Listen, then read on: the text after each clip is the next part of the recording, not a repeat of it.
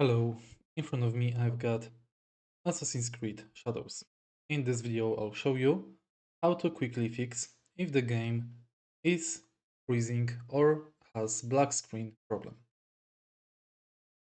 In case you occur black screen problem and game freeze, one of the things you can do, which is the most common problem for the Assassin's Creed series, is disabling MSI Voice Control service. In order to do it, let's go to System Configuration. You can type msconfig and enter it.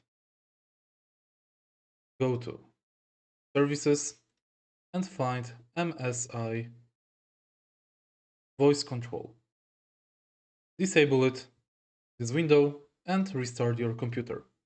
Then you can start your game. If you find this video helpful, please leave like, comment, and subscribe.